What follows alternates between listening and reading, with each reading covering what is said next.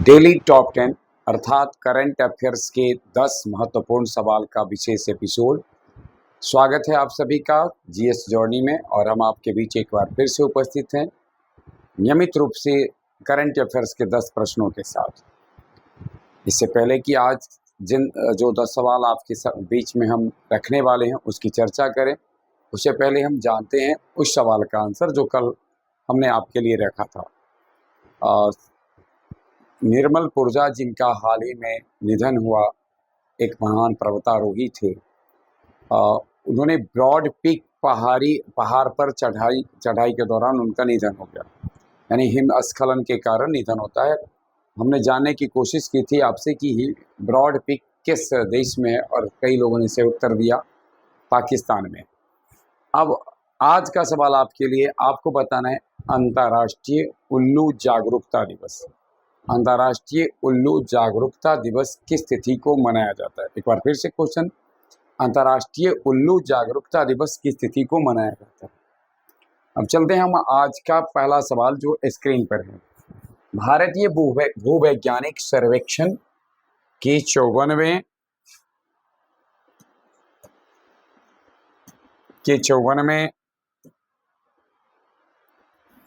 महानिदेशक के रूप में किसने कार्यभार संभाला है, जो इसके 176 वर्ष के इतिहास में संगठन का नेतृत्व करने वाली पहली महिला बनी है?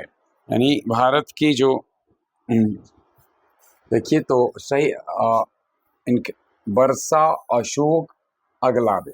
अब आप यह ध्यान में रखें कि भूवैज्ञानिक सर्वेक्षण के महानिदेशक का कार्यभार संभालने वाली पहली महिला बनी। भूवैज्ञानिक सर्वेक्षण के 176 वर्षों के इतिहास में वर्षा अशोक अगलाबे पहली महिला बनी है। वर्षा अशोक अगलाबे पहली महिला बनी है 176 वर्षों के इतिहास में, और इन्होंने असित शाह का स्थान लिया है, जिनका 2 साल का प्रशासनिक काल अभी हाल में पूरा हुआ है। देखिए, इन्हें भूविज्ञान क्षेत्र में 30 से अधिक वर्षों का व्यापक अनुभव है। जीवाश्म विज्ञान और परागकण विज्ञान के विशेषज्ञ हैं। भारत में प्रसिद्ध सालावर्डी घोरपेंड डायनासोर घोंसले के शिकार स्थल की खोज में इनका महत्वपूर्ण योगदान रहा है। तो इस प्रकार से यह पहला बार हो रहा है जब जीएसआई का जो 176 साल का इतिहास है उसमें शीर्ष पद पर एक महिला विराजमान हो रही है। हाल ही में चर्चा में रहा पाक्स परमाणु ऊर्जा संयंत्र। पाक्स परमाणु ऊर्जा संयंत्र किस देश में है? रोमानिया, हंगरी, यूक्रेन, स्लोवाकिया, और सही आंसर है इसका हंगरी में है। यानी पाक्स परमाणु ऊर्जा संयंत्र हंगरी में है। अब सवाल उठता है कि क्यों हाल में चर्चा में रहा है? जैसा कि हम लोग जानते होंगे कि इस बार यूरोप में काफ़ी गर्मी पड़ी है, और गर्मी पड़ने के कारण जो हंगरी की राजधानी बुडापेस्ट से लगभग 100 किलोमीटर की दूरी पर जो पाक्स परमाणु ऊर्जा संयंत्र है वह डेन्यूब नदी के तट पर है, और डेन्यूब का जल स्तर काफ़ी गिर गया है। तो डेन्यूब का जल स्तर जो ऐतिहासिक रूप से काफ़ी अपने न्यूनतम स्तर पर पहुंच गया है, जिससे रिएक्टर को ठंडा करने के लिए नदी के पानी का जो उपयोग किया जाता था, तो उसमें पानी की कमी के कारण अभी हाल में चर्चा में रहा है। सोवियत डिजाइन वाला 2 गीगावाट का संयंत्र सामान्य दिनों में हंगरी की जो कुल बिजली आपूर्ति है उसका लगभग 40% से 50% अकेले ही पाक्स परमाणु ऊर्जा संयंत्र द्वारा सप्लाई किया जाता है, उसकी आपूर्ति की जाती है। तो आप सोच सकते हैं कि इतना महत्वपूर्ण है और क्यों चर्चा में रहा है। तो भीषण गर्मी के कारण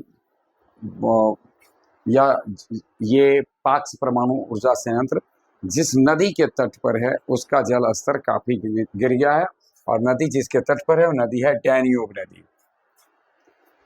अगला है हमारा, भारत के नए नौसेना उप प्रमुख के रूप में किसने कार्यभार संभाला है? भारत के नए नौसेना उप प्रमुख के रूप में vice admiral Sanjay Jasjit Singh, vice admiral Ravneet Singh, vice admiral AN Pramod और vice admiral Tarun Sobti.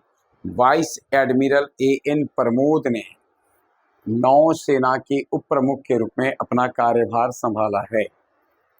An Pramod तरुण शोभती का स्थान लिए।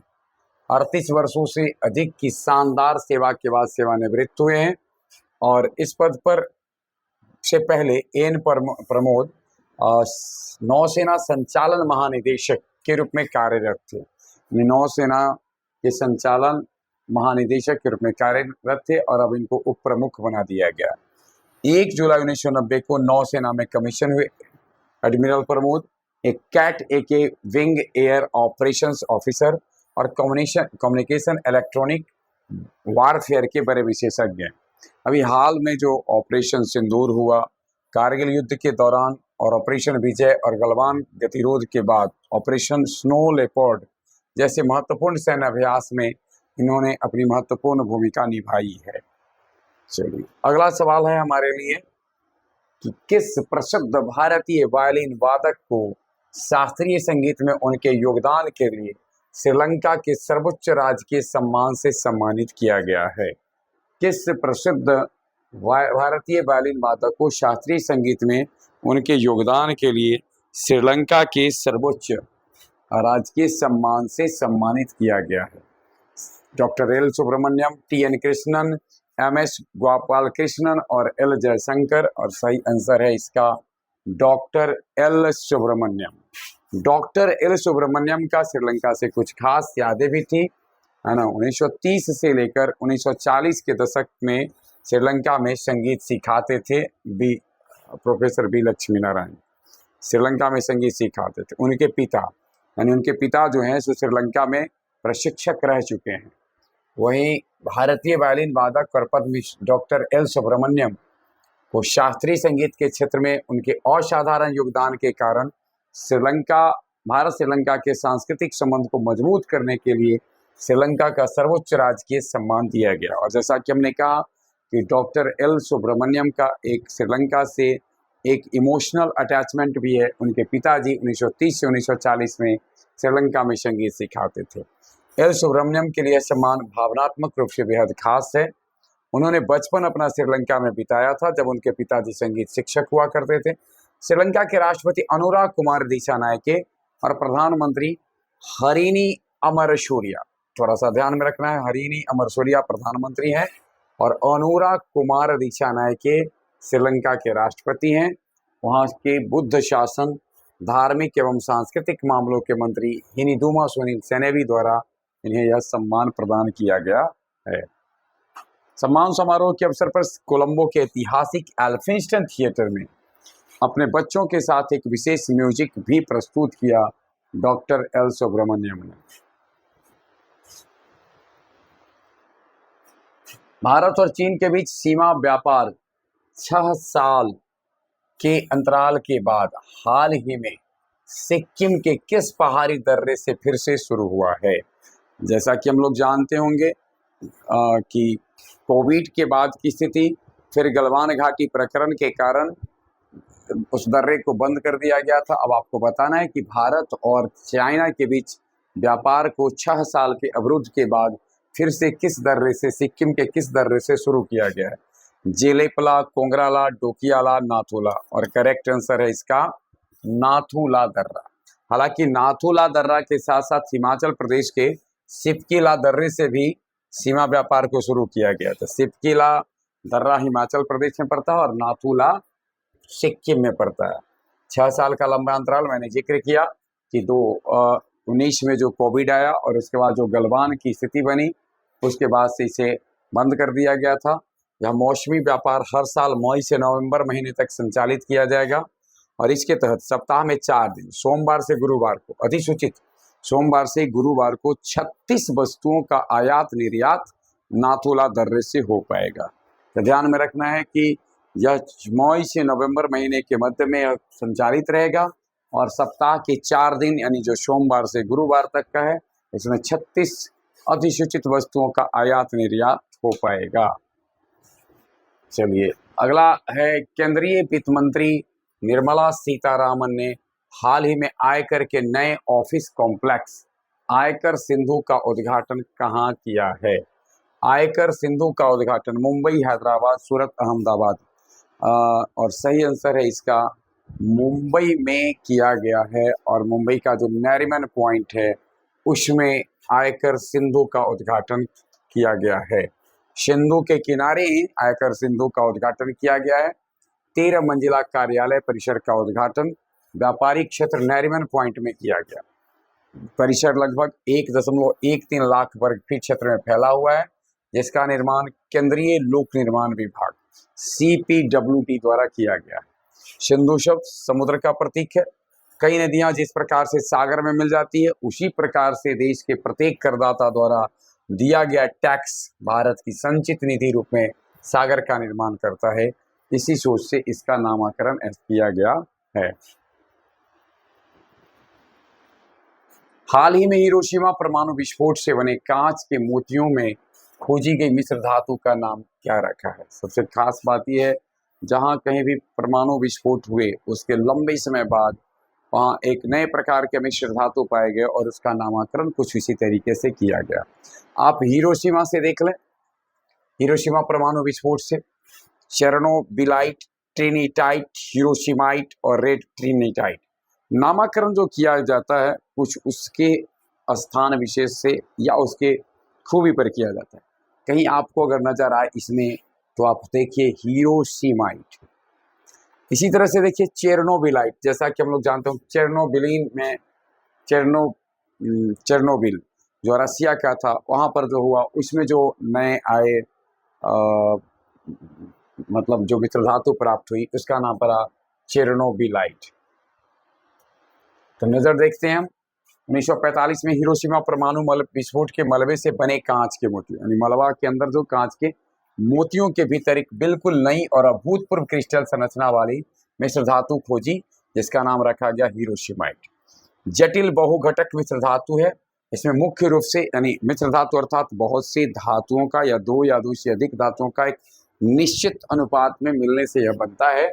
तो लोहा इसमें 63% है, निकेल 15%, क्रोमियम 15% है, निकेल 9% और सिलिकॉन 7% शामिल है।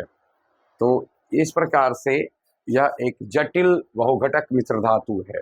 जैसा कि हम सब जानते होंगे 6 अगस्त 1945 को हिरोशिमा पर अमेरिका के द्वारा परमाणु बम गिराया गया था। उसके बाद देखिए चेर्नोबिलाइट, जैसा कि मैंने जिक्र किया चेर्नोबिल परमाणु दुर्घटना के समय बना अत्यधिक रेडियोधर्मी पदार्थ है। ट्रिनिटाइट 1945 में अमेरिका के न्यू मैक्सिको में हुए दुनिया के पहले परमाणु परीक्षण ट्रिनिटी टेस्ट के दौरान रेगिस्तान की रेत पिघलने से बना पहला परमाणु कांच है।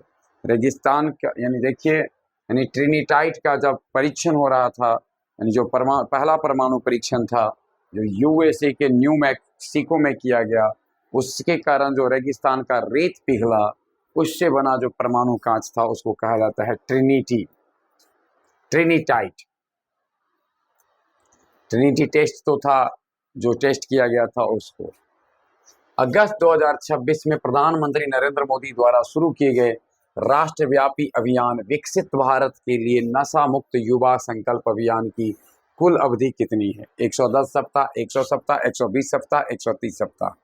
और सही आंसर है इसका 100 सप्ताह है।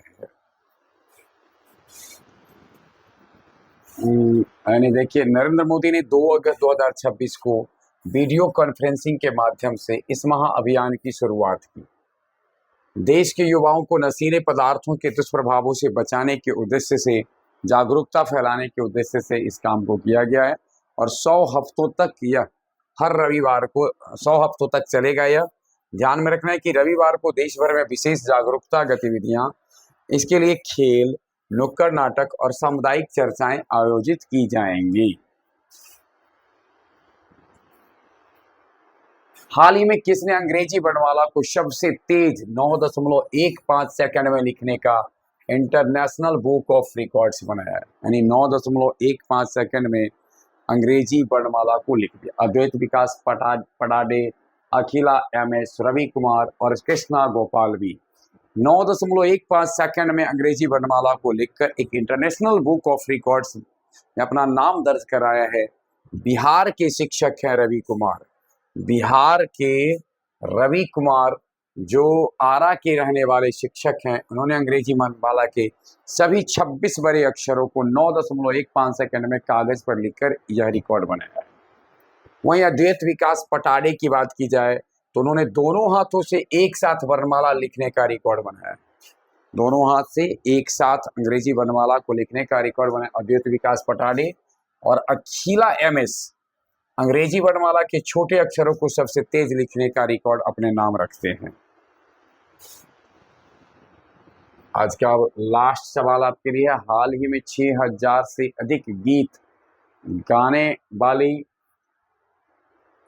किस वरिष्ठ दक्षिण भारतीय पार्श्व गायिका का निधन हो गया है? 6000 से अधिक गीत गाने वाली 6000 से अधिक गीत गाने वाली किस वरिष्ठ दक्षिण भारतीय पार्श्व गायिका का भी हाल में निधन हो गया है? S जानकी, SP बालासुब्रमण्यम, वाणी जयराम और K जमुना रानी। और सही आंसर है K जमुना रानी का निधन हो गया है हाल ही में अभी। K जमुना रानी ने तमिल, तेलुगु, कन्नड़, मलयालम, दक्षिण भारत की जो सभी प्रमुख भाषा है उसमें लगभग 6000 से अधिक गानों को अपनी आवाज़ दी। और 88 वर्ष की आयु में 30 जुलाई 2026 को बेंगलुरु में उनका निधन हुआ। उन्होंने 48 देखिए S जानकी की जहाँ तक बात है तो दक्षिण भारत की कोकिला इनको कहा जाता है, किनको? S जानकी को। S जानकी को दक्षिण भारत की कोकिला कहा जाता है। उन्होंने 48,000 गाने हैं। वहीं SP बालासुब्रमण्यम, इनके नाम 40,000 से अधिक गाने का गिनीज रिकॉर्ड है। 2020 में उनका निधन हुआ।